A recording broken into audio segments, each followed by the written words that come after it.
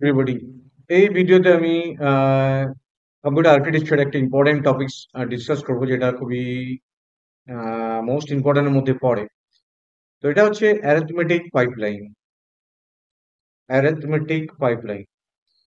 Pipeline arithmetic units are generally found in very high speed computers. They are used to implement floating point operations, multiplication of fixed point numbers, and similar computations encountered in scientific problems. Example: floating point addition or subtraction. Consider two floating point numbers x and y. X equal to capital A into 10 to the power A, y equal to capital B into 10 to the power B. কেন করলাম এটা? কারণ আমরা জানি যে কোনো floating point নাম্বারকে দুটো ভাগে ভাগ করি। সে ধরো এটা একটা নাম্বার দিয়েছে, এই নাম্বারটাকে প্রথমে একটা ম্যাট্রিক্সে করতে হবে, দশমিকটা আগে নিয়ে এসে তারপর 10 এর পাওয়ারে এটা নিতে হবে 10 স্কোয়ার। এটা ম্যাট্রিক্সা, এটা র্যাডিক্স, আর এটা হচ্ছে এক্সপোনেন্ট। সো এইখানে এইটা হচ্ছে ম্যাট্রিক্সা, এই 10টা হচ্ছে রেডিক্স ডেসিমাল নাম্বার, আর এটা হচ্ছে তার এক্সপোনেন্ট।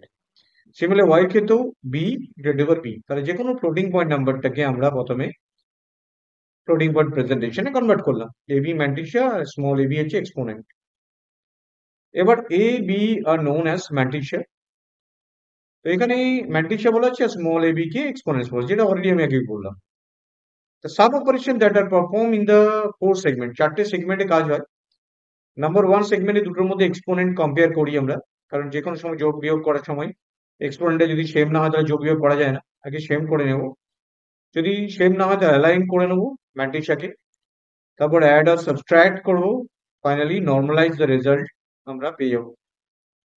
কনসিডার এক্স আর ওয়াই। ধরো এক্স একটা নাম্বার নিয়েছি, ওয়াই একটা নাম্বার নিয়েছি। এক্স যে নাম্বারটা নিয়েছি সেই নাম্বারটা 99.723, ওয়াই বলে যে নাম্বারটা নিয়েছি 999,992.87। এবার এই নাম্বারটাকে দশমিকটা আগে নিয়ে গেলাম, 10 স্কোয়ার করলাম, তারপর এই নাম্বারটাকে দশমিকটা আগে নিয়ে গেলাম, তারপর এটা করলাম।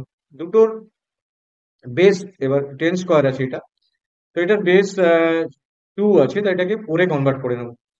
তাহলে এটাকে প্রথমে আগে কি করলাম, কারণ সমান না হলে এটা নিয়ম হচ্ছে সবচেয়ে কম বেসটাকে আগে বড় বেসে নিয়ে গিয়ে কাজ করা যাবে। তাহলে এটা স্কোয়ার আছে, দুটোকে সেম করে নেবো। তাহলে স্কোয়ারটাকে এটা 4-এ কনভার্ট করবো, তাহলে 0.0099723 এটাতে কনভার্ট করলাম। আর এটা তাহলে কি হলো, দুঘর শিফট হয়ে গেল আগের দিন, তাহলে এটা হয়ে গেল 10⁴।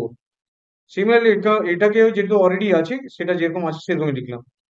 এটাকে দুটো ঘর সরিয়ে দশমিকটাকে এগিয়ে নিলাম, তাহলে 10⁴ হয়ে গেল। এবার যোগ করতে পারবে, যতক্ষণ অব্দি এই বেসটা আমার পাওয়ারটা সেম না হচ্ছে যোগ করতে পারবে না।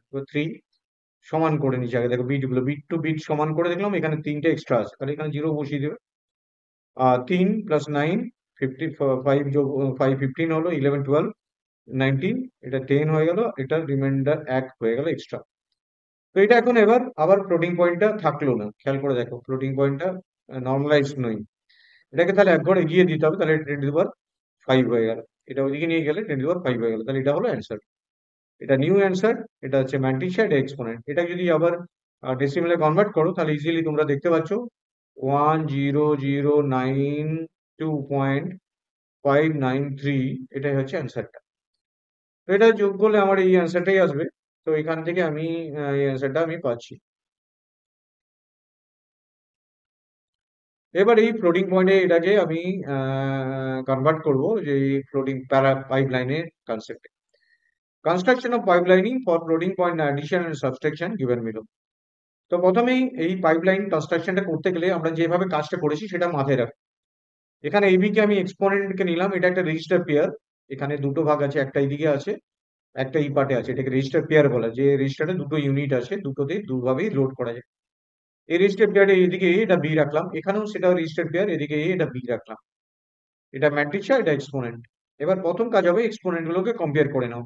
কম্পেয়ার করলাম সাবট্রাকশন ইউজ করে, দেখলাম যদি ডিফারেন্সটা যে আসবে সেই অনুযায়ী এবির মধ্যে এটাকে সরিয়ে নেবো, ম্যাট্রিক্স এটাকে যেটা কম সেটাকে অ্যালাইন করবো, অ্যালাইন করে এবিটা চেঞ্জ হয়ে গেল, তাহলে এখনো এখানে রেজিস্টার পেয়ারই আছে। আর এদিক থেকে কম্পেয়ার করে যেটা হলো, সেটা দুটো ছিল, এটা একটা 4 ছিল, একটা 2 ছিল, 4 আর 2 এর মধ্যে ম্যাক্সিমামটা চুজ করলাম, চুজ করে আমি এখন 4টা নিলাম। এখানে এখন কিন্তু আর স্টার পেয়ার নেই, এখানে 4 চলে এসছে। এখানে এবার দুটোর মধ্যে অ্যাডার সাবট্রাক্টর ইউজ করবো, যদি অ্যাডিশন করতে চাও অ্যাডার, আর সাবট্রাকশন করতে গেলে সাবট্রাক্টর।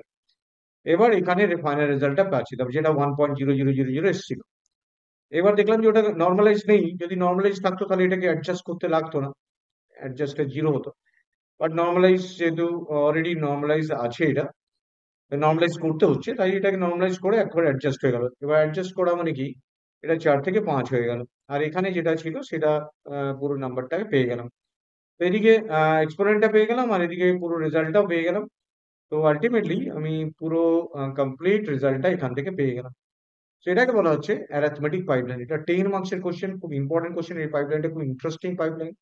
একদম ম্যাথটা যেভাবে করলে, প্রথম এক্সপোনেন্ট গুলো লোড করার পর চুজ করা হলো এই সেগমেন্টে, ডিফারেন্সটা অ্যালাইন করা হলো, এদিক থেকে রাখা হলো, তারপর দুটোর মধ্যে যেটা বড় রাখা হলো, এবার অ্যাড আর সাবট্রাক্ট করে এখানে রাখা হয়েছে, ফাইনালি নর্মালাইজ করা হয়ে রেজাল্টটা ট্রান্সফার করে দিলাম, অ্যাডজাস্ট হয়ে গেল দুদিকে, এদিকে রেজাল্ট আর ওদিকে রেজাল্ট পেয়ে গেলাম আমি। তো this is known as arithmetic pipeline, যেটা আমি খুবই ইম্পর্টেন্ট কোশ্চেন হিসাবে তোমাদেরকে বারবার পড়তে বলছি। এটা ডেফিনেটলি করে যাও, 10 নম্বরে আসলে আসতে পারে। So thank you very much for watching this video. Share and subscribe it.